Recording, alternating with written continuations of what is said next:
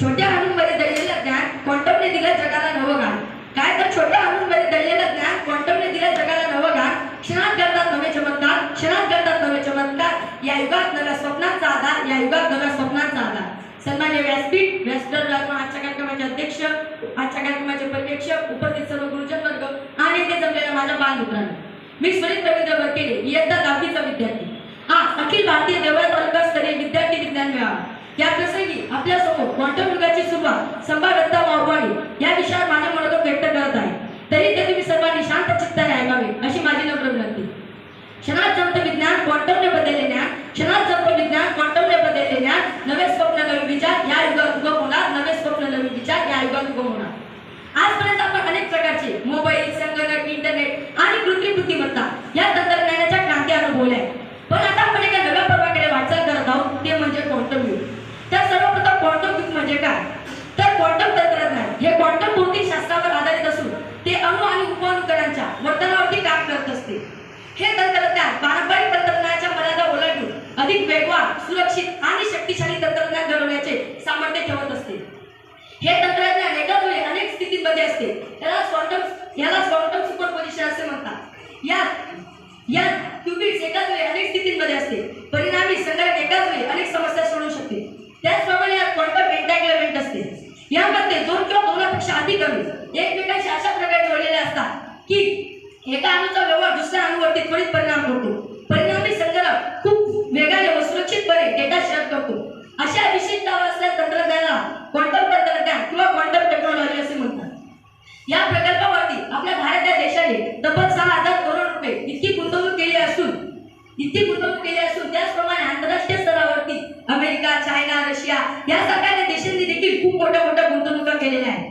त्यामुळे जणू आता या सर्व देशांमध्ये एक स्पर्धा लागलेली आहे. IIT, IISER, ISRO, DRDO या भारतातील नामांकित संस्था देखील क्वांटम तंत्रज्ञानाच्या संशोधनावरती काम करत आहेत.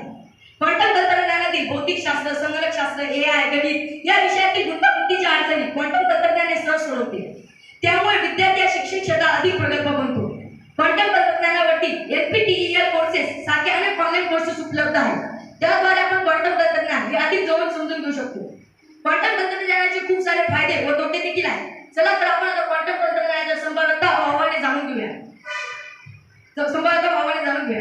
क्षणात घडते अपार सामर्थ्य, क्वांटमने दिला नवा प्रकाश. क्षणात घडते अपार सामर्थ्य, क्वांटमने दिला नवा प्रकाश. स्वप्नांना मिळते नवे आकार, या युगात उगमले नवे विचार. स्वप्नांना मिळते नवे आकार, या युगात उगमले नवे विचार. सर्वप्रथम आपण क्वांटम युगाच्या संभाव्यता जाणून घेऊया. तर नंबर 1, क्वांटम संगणक. पारंपरिक संगणकांमध्ये डेटा हा 0 किंवा 1 बिट्स या स्वरूपामध्ये साठवला जातो. परंतु क्वांटम संगणकांमध्ये हाच डेटा एकाच वेळेस 0 आणि 1 क्यूबिट्स या स्वरूपामध्ये साठवला जातो. त्यामुळे संगणक हे प्रचंड वेगाने व गतीने वेगवेगळ्या समस्यांचे निराकरण करू शकते. नंबर 2, क्वांटम संप्रेषण किंवा क्वांटम कम्युनिकेशन. क्वांटम कम्युनिकेशन ही संवाद साधण्याची अत्यंत सुरक्षित प्रणाली आहे. जर आपण एखादा डेटा क्वांटम की डिस्ट्रीब्युशन वापरून जर शेअर केला तर तो कुठल्याही पद्धतीने हॅक करता येत नाही. क्वांटम कम्युनिकेशन ही राष्ट्रीय सुरक्षेसाठी अत्यंत महत्त्वाची बाब आहे. Number 3, quantum sensors. Quantum sensors ही पृथ्वीची गुरुत्वाकर्षण शक्ती, चुंबकीय शक्ती आणि इतर नैसर्गिक शक्ती मोजण्याची अचूक यंत्रणा आहे. त्याचप्रमाणे क्वांटम सेन्सरचे वैद्यकीय तपासणी, लष्करी वापर व वायू प्रदूषण मोजण्यात देखील उपयुक्त ठरते. नंबर 4, क्वांटम कृषी क्षेत्रातील बदल. क्वांटम तंत्रज्ञानाने हवामानाचा अचूक अंदाज घेऊ शकता. त्यामुळे मृदेचे योग्य पद्धतीने विश्लेषण करून शेतीसाठी वेगवेगळ्या उपाययोजना करता येतील.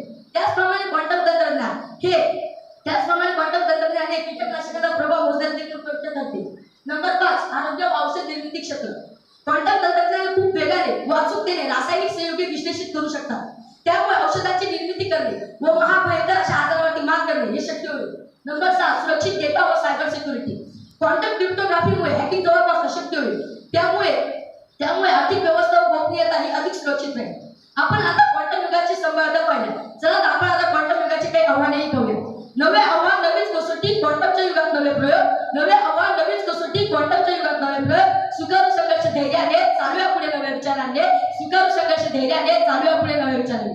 आता आपण क्वांटम युगाचे काही आव्हाने पाहूया. तर नंबर 1, आर्थिक अडचणी. क्वांटम रिसर्चसाठी खूप मोठी गुंतवणूक लागते. केवळ श्रीमंत देश किंवा मोठ्या कंपन्या याचेच वर्चस्व वाढण्याची शक्यता आहे. त्यामुळे जे श्रीमंत देश आहेत ते अधिक श्रीमंत होतील व जे गरीब देश आहेत ते अधिक गरीब होईल. यामुळे तंत्रज्ञानातील असामान्यता वाढू शकते. नंबर 2, सायबर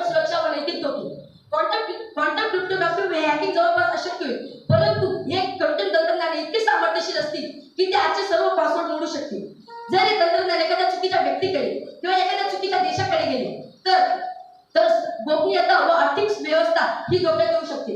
नंबर 3, तज्ञांची कमतरता. क्वांटम तंत्रज्ञान समजणाऱ्या व्यक्ती जगात फारच कमी आहे.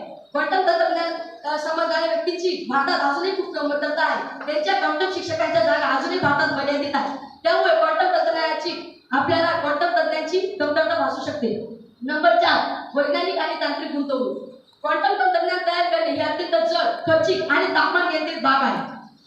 कारण क्युबिक्सचा तापमान नियंत्रित ठेवण्यासाठी जवळपास -273 डिग्री सेल्सिअस इतके तापमान लागत असते. नंबर 5, धोरणात्मक व कायदेशीर प्रश्न. क्वांटम तंत्रज्ञानावरती अजून जगभरात किंवा देशभरात अजून एकही कायदा तयार झालेला नाही आहे. त्यामुळे आपल्याला अजून त्याचे कायदे तयार करावे लागतील. त्याचप्रमाणे डिजिटल विषमता वाढवणे हे देखील त्याचे एक आव्हानच आहे. अशा पद्धतीने क्वांटम युगाची संभाव्यता आव्हाने आहे. चला तर आपण क्वांटम युगाच्या संभाव्यता आव्हानांना तोंड देऊ व क्वांटम युगाबरोबर जगाला विकसित करून शेवटी जाता एवढेच सांगतो. अणूंच्या दुनियेत नवा प्रकाश, नव्या स्वप्नांची नवी आशा. अणूंच्या दुनियेत नवा प्रकाश, नव्या स्वप्नांची नवी आशा. या युगात सर्वांसाठी घडो उज्ज्वलाची साथ. या युगात सर्वांसाठी घडो उज्ज्वलाची साथ. मला व्यासपीठावर बोलण्याच्या अध्यक्षांनी संधी दिली म्हणून त्यांचे आभार व्यक्त करतो आणि तेच सांगतो. जय हिंद, जय भारत.